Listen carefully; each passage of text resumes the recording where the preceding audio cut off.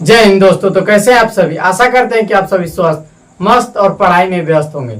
चलिए आज हम देखेंगे कक्षा 6 गणित इसके पाठ 3 को देखेंगे। देखिए हम इस वीडियो में अभ्यास 3C को हल करेंगे। देखिए इसका पहला प्रश्न क्या है कि प्रश्नवाचक चिन्ह के स्थान पर कौन सी संख्या होगी। देखिए यहाँ पर एक फूल बनाया हुआ है, ठीक ना, और फूल बना के उसमें एक प्रश्नवाचक चिन्ह दिया हुआ है। अभी इस प्रश्नवाचक चिन्ह के स्थान पर कौन सी पूर्णांक आएगा, यानी कौन सा पूर्णांक आएगा, कौन सा अंक भरेंगे, वही हमको बताना है। तो चलिए देखिए यहाँ पे लिखा है 9, उसके बाद 12, 18, 30, उसके बाद क्वेश्चन मार्क लिख दिया है 102। देखिए संकेत भी यहाँ पर दिया हुआ है। संकेत के अनुसार हम इसको क्या करेंगे, हल कर लेंगे, यानी संकेत के मदद से हम क्या करेंगे, इसको हल कर लेंगे। देखिए 9 है, 9 से 12 कितना बड़ा है, +3 बड़ा है, यानी कि 3 बढ़ा हुआ है। फिर 12 हुआ है, 12 से 18 यानी कि 6 बड़ा हुआ है, यानी इसका क्या हुआ है, 3 का दोगुना हुआ है। पहले क्या किया है, पहले बार में कि 3 गुणे 2 बराबर 6, तो 6 जोड़ दिया है अगली वाली संख्या में, ठीक ना। पहला वाला संख्या में देखिए 9 में कितना जोड़ा है, 3 जोड़ा है। फिर जो भी संख्या आया है 9 में 3 जोड़ा है तो 12 आया है। 12 में क्या किया है कि 3 का दोगुना करके जोड़ दिया है। 3 का दोगुना 6, तो 6 जोड़ा है तो हो गया है 18। अब फिर क्या किया है कि 12 हुआ है, 6 से 12 कैसे हुआ है, तो 6 का दोगुना कितना हो जाता है, 12, तो 6 का दोगुना करके 18 में जोड़ दिया है, ठीक ना। तो अगर 6 का दोगुना करके हम 18 में जोड़ते हैं तो कितना आ जाता है, 30 आ जाएगा। 8 2 10, 1 1 2 और 1 3।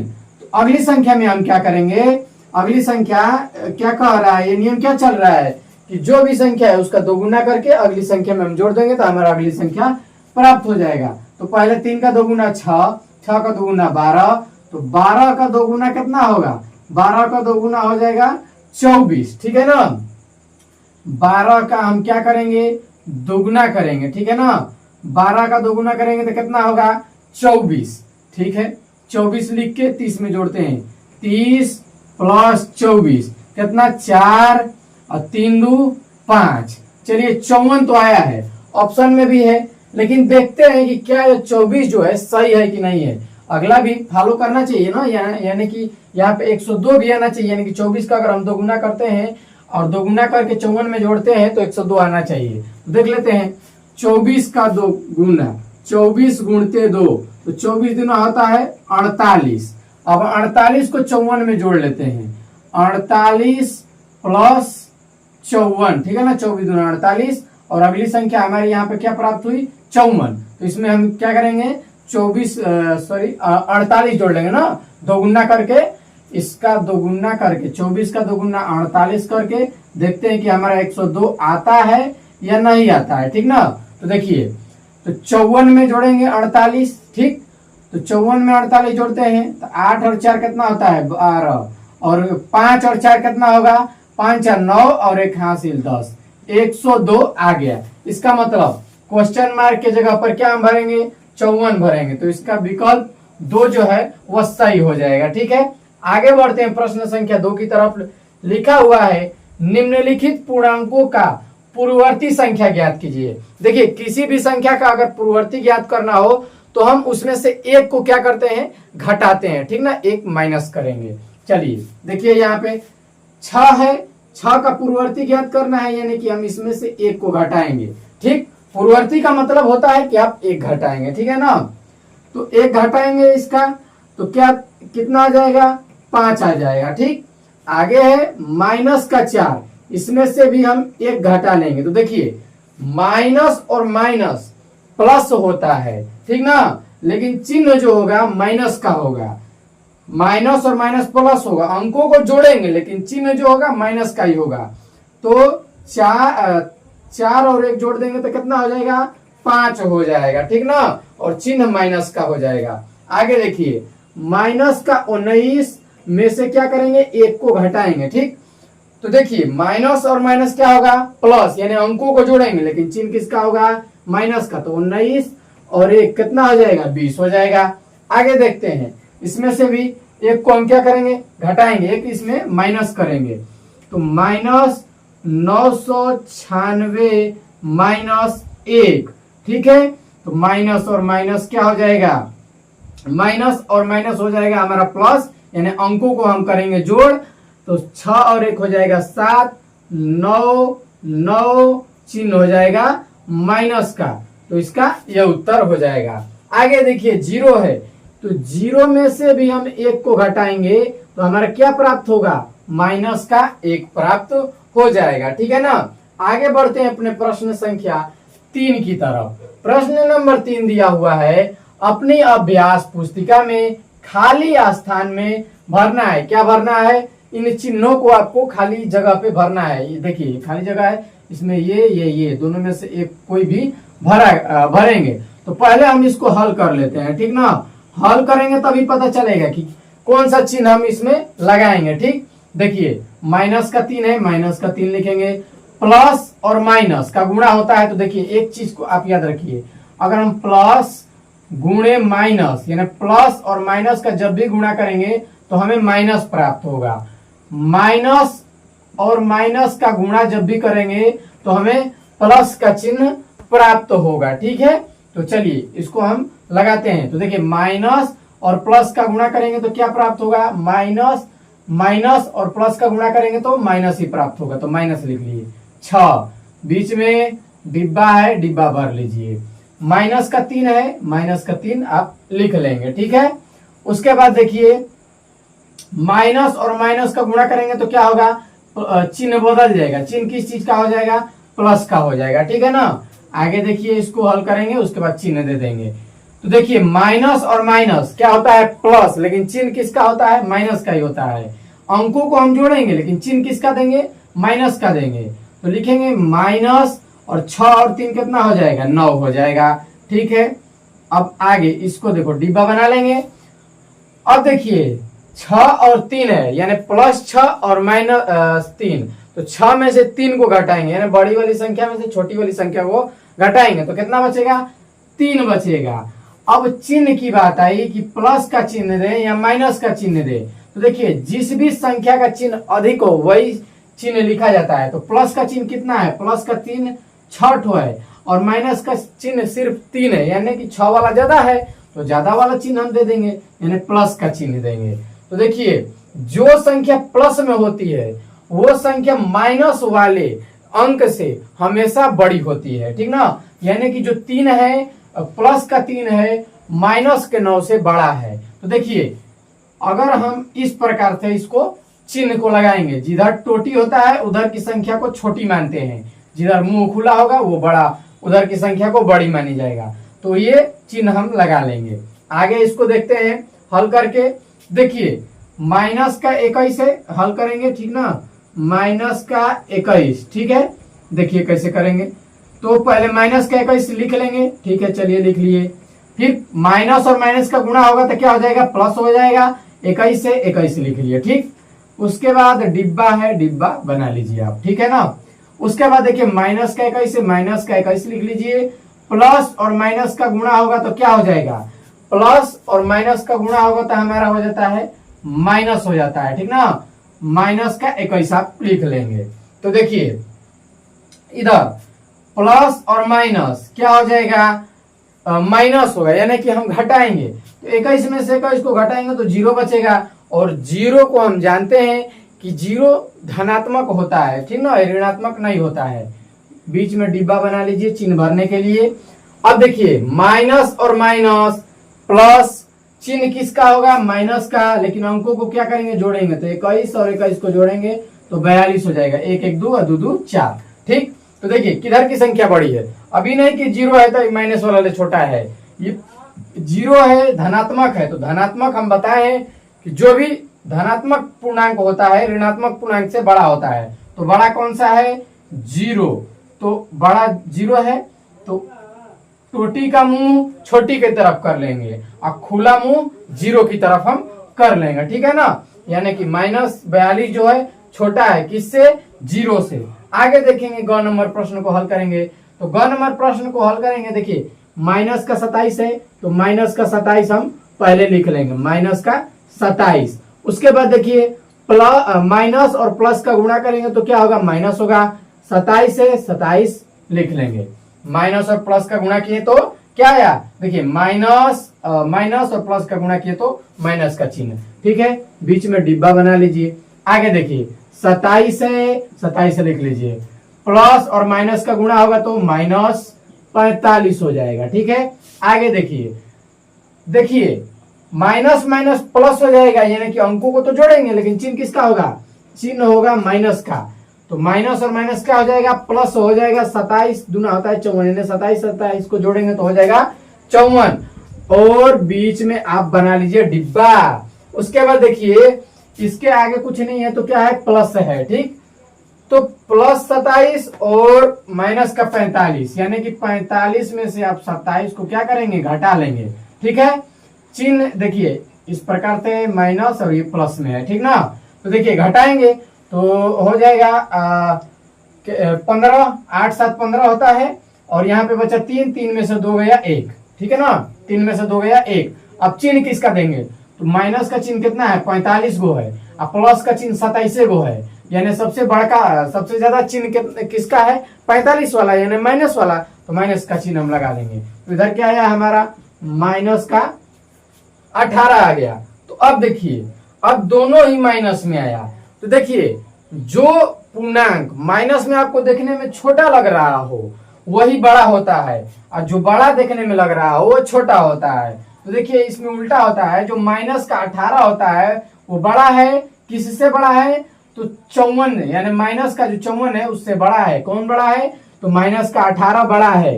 तो जिधर टोटी रहेगा उधर का छोटी, तो टोटी इधर, तो इधर वाली संख्या छोटी और उधर वाली संख्या बड़ी हो जाएगी। बढ़ते हैं प्रश्न संख्या 4 की तरफ। देखिए क्या कहा है कि खाली जगह को भरना है, ठीक है ना। देखिए वो बक्सा बनाया हुआ है और बक्सा में लिखा हुआ है 13। ऊपर वाले बक्सा में पहले क्या लिखा हुआ है कि 13, 11, 9 और 7, यानी 13 में से 2 कम हुआ है तो 11, 11 में से 2 कम हुआ है तो 9, 9 में से 2 को कम हुआ है तो 7 गो हुआ है ना। इस प्रकार से ये हुआ है, यानी कि सब में समान का अंतर है।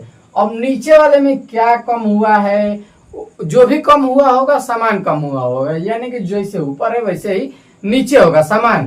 तो देखिए अब देखिए 67 में से कुछ घटा हुआ है तो यहाँ पे भरना है, हमें बताना है कि क्वेश्चन मार्क की जगह यानी प्रश्नवाचक चिन्ह की जगह पे क्या आएगा। जो भी होगा उसमें से घटा हुआ है तो 27 आया है, फिर 27 में से कुछ घटा हुआ है तो 7 आया हुआ है। तो देखिए हम इसको कैसे ज्ञात करेंगे। इसको ज्ञात करने के लिए आप सीधा क्या करेंगे कि देखिए अगर मान लीजिए इसके पहले ऊपर वाले को बताते हैं, ऊपर वाले के बता के फिर इसको बताएंगे तो अच्छा से आपको समझ में आएगा। मान लीजिए हमको 9 को गायब कर दिया, आप पूछ दे कि यहाँ पे क्या होगा, तो आप कैसे बताएंगे।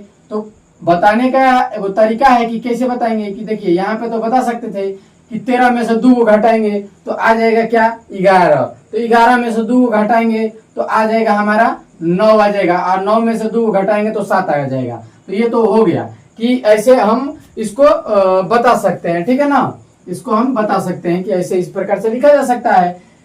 लेकिन मान लीजिए अगर हम 11 को गायब कर दें, 11 को गायब कर दें और 11 को गायब कर दें, 11 को गायब मान लीजिए 9 को भर लेते हैं, ठीक है ना, और 11 को गायब कर दें। अब पूछे कि यहाँ पे क्या होगा तो कैसे बताएंगे आप।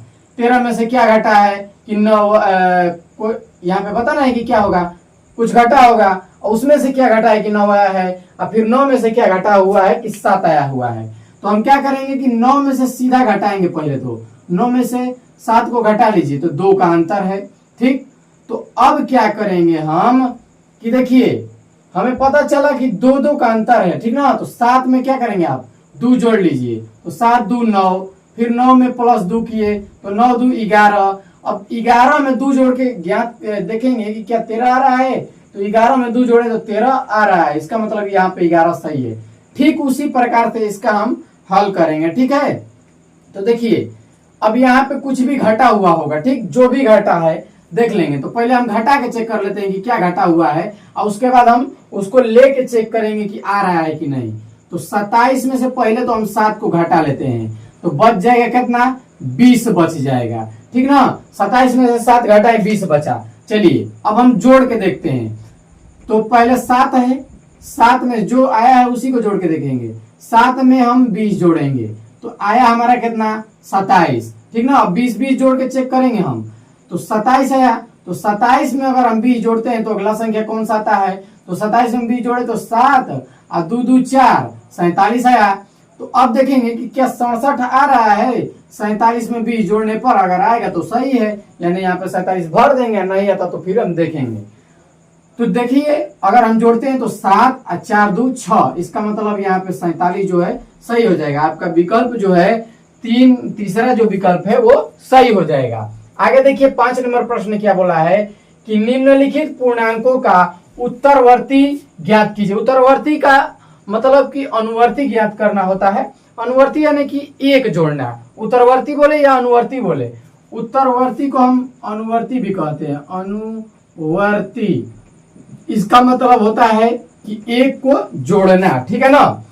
अगर ये पूर्ण संख्या जो है पूर्णांक संख्या है, ठीक ना, इस पूर्णांक में अगर हम एक जोड़ेंगे तो इसका उत्तरवर्ती या अनुवर्ती हमें प्राप्त हो जाएगा। तो देखिए 7 है प्लस इसमें 1 कर दीजिए तो 7 1 8, ये इसका उत्तर हो जाएगा, 8 हो जाएगा।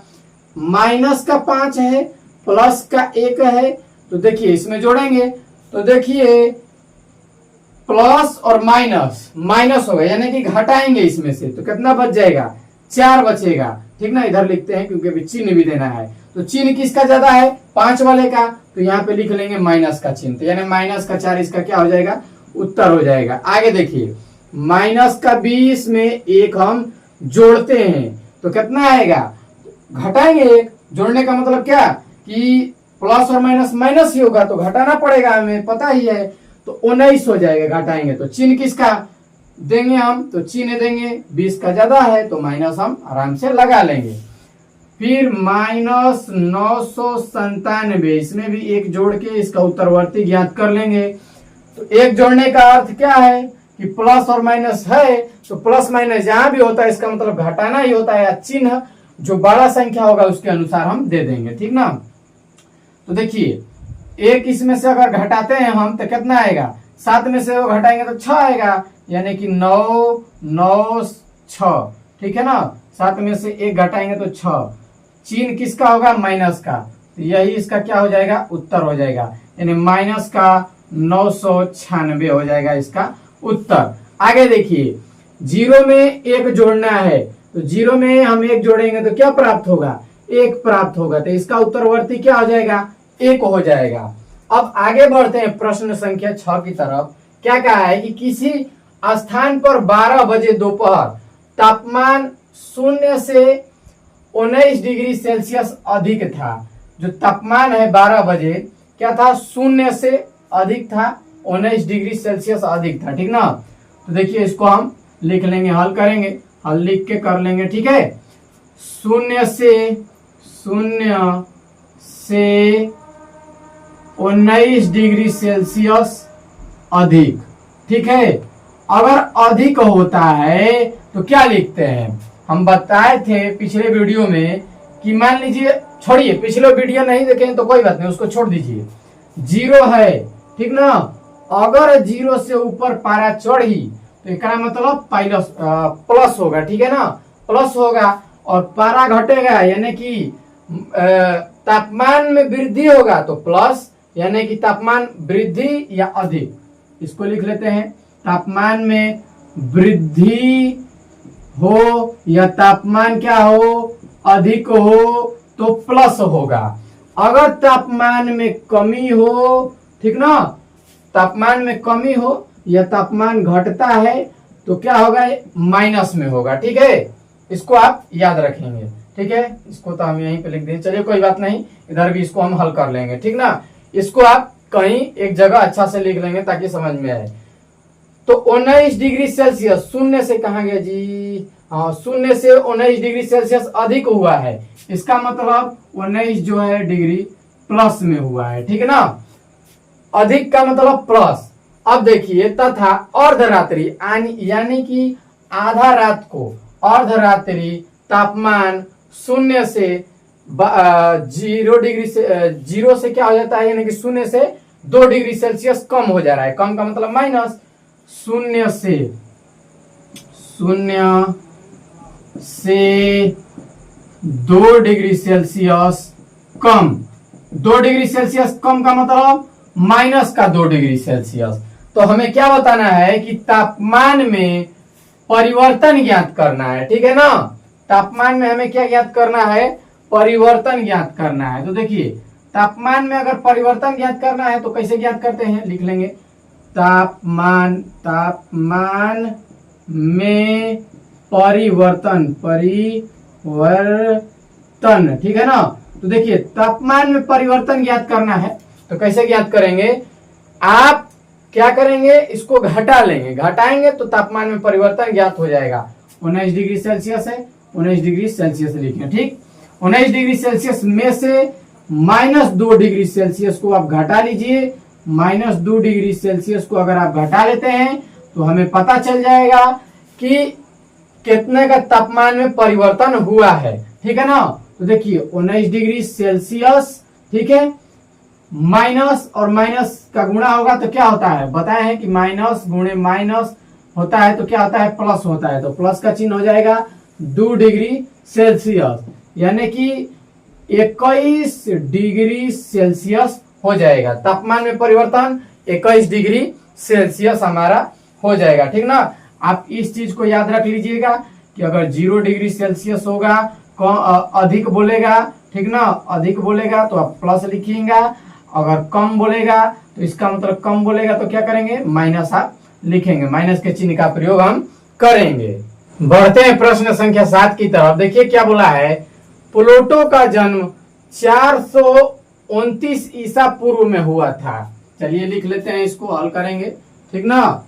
जो प्लूटो भैया हैं उनका जन्म, ठीक ना, प्लूटो भैया का जन्म, प्लूटो भाई साहब का जन्म कब हुआ था, 429 ईसा पूर्व। तो देखिए जो भी चीज ईसा पूर्व में लिखी जाती है उसको हम माइनस में लिखते हैं, ठीक ना।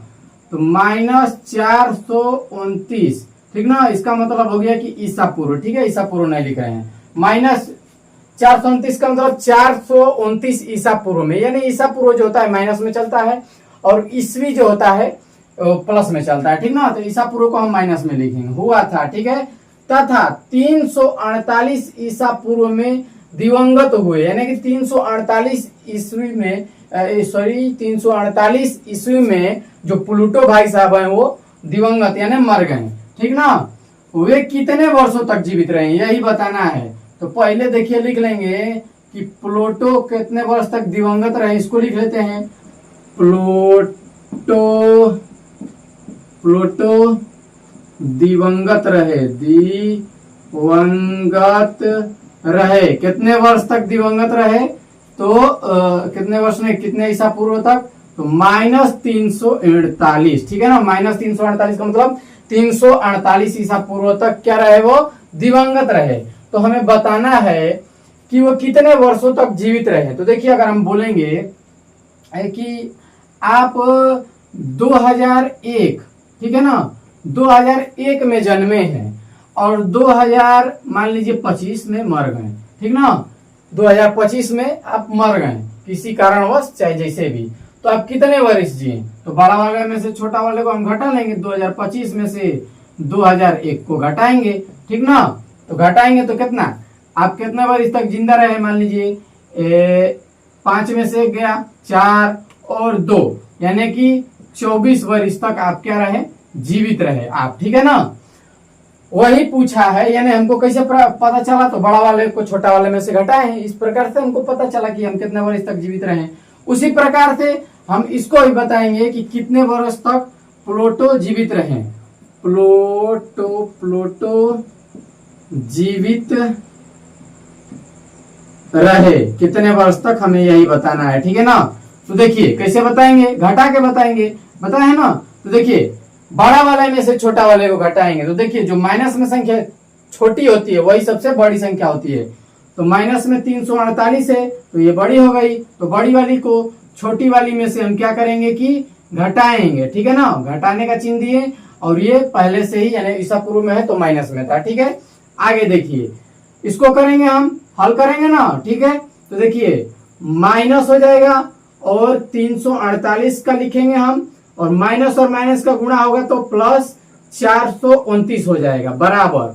अब देखिए इस प्रकार से लिख लीजिए 429 348, 9 में से 8 गया 1, और यहाँ पे 12 में से 4 गया 8 बचा, ठीक ना। यानी कि जो प्लूटो भाई साहब हैं 81 वर्ष तक वो जीवित रहे। आगे बढ़ते हैं प्रश्न संख्या 8 की तरफ।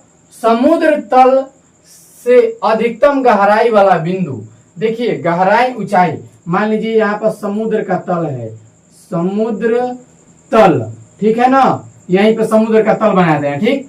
समुद्र तल ये जो है नीचे की तरफ गहराई, ठीक है, चलिए यहाँ पे लिख लेते हैं गहराई, ठीक है, यहाँ नीचे है गहराई, ऊपर है, ठीक है ना, यहाँ से पूरा गहराई है।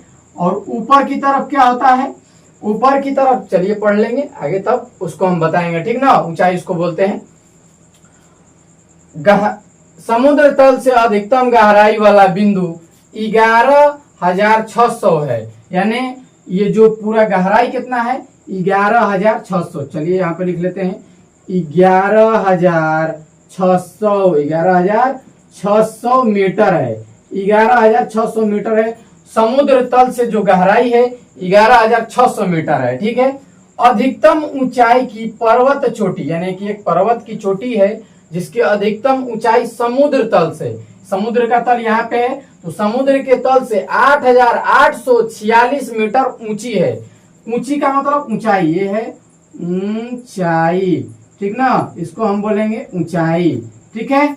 ऊंचाई कितना है 8,846 मीटर, क्या है ऊंचा है, ठीक ना, ऊंचा है 8,846 मीटर।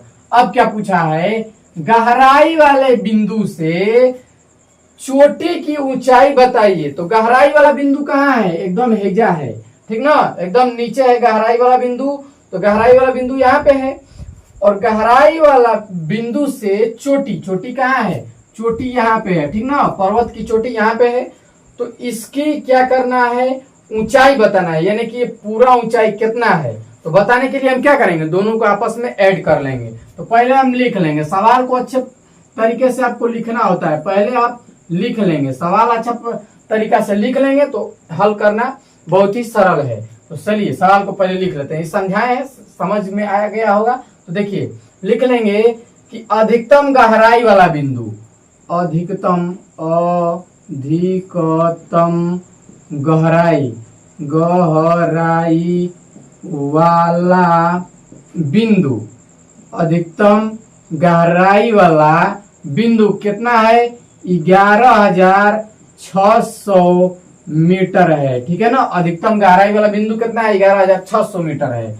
और उसके बाद बोला है अधिकतम ऊंचाई, ठीक ना, ऊंचाई पर्वत की जो है, पर्वत चोटी की समुद्र तल से अधिकतम ऊंचाई मान लेते हैं, जब लिख लेंगे पर्वत तल, क्या लिखा है पर्वत चोटी, पर्वत की चोटी जो है समुद्र तल से कितना मीटर ऊंचा है ना, पर्वत चोटी की समुद्र तल से ऊंचाई कितना है, ऊंचाई है 8,846 मीटर, क्या है ऊंचाई है। तो हमें क्या बताना है, गहराई वाले बिंदु से चोटी की ऊंचाई, हमें बताना है चोटी की ऊंचाई, ठीक ना। तो देखिए गहराई वाला बिंदु से हमें बताना है, ठीक ना। तो आप लिखेंगे यहाँ पे गहराई वाले बिंदु से चोटी की ऊंचाई, ठीक है, गहराई वाले बिंदु से चोटी की ऊंचाई। तो क्या करेंगे, दोनों को आपस में हम जोड़ लेंगे, 11,600 मीटर प्लस 8,846 मीटर, इनको हम जोड़ लेंगे आपस में, ठीक है ना। तो देखिए जोड़ेंगे तो 0 में 6 जोड़ेंगे तो कितना आएगा 6 होगा, 4 में 0 जोड़ेंगे तो कितना होगा 4 होगा, 8 में 6 जोड़ेंगे तो 8 और 6 होता है 14 होता है, ठीक ना। 8 में 1 जोड़ेंगे तो 9 और एगो हासिल 10 और एगो हासिल है तो 2, यानी 20,446 मीटर है। 20,446 मीटर दिख नहीं रहा होगा तो यहाँ पे देख लीजिएगा 20,446 मीटर। इसको जोड़े हैं तो क्या है हमारा 20,446 मीटर क्या है, पूरी जो गहराई है, गहराई से पर्वत की जो चोटी है उसकी ऊंचाई, यानी गहराई वाले बिंदु से जो चोटी, पर्वत की जो चोटी है उसकी ऊंचाई, ठीक ना। पूरा कितना है तो 20,446 मीटर। आशा करते हैं कि आपको अच्छे से सभी प्रश्न समझ में आए होंगे। तो आज के लिए इतना ही, मिलते हैं इसकी अगली वीडियो में, तब तक के लिए जय हिंद दोस्तों।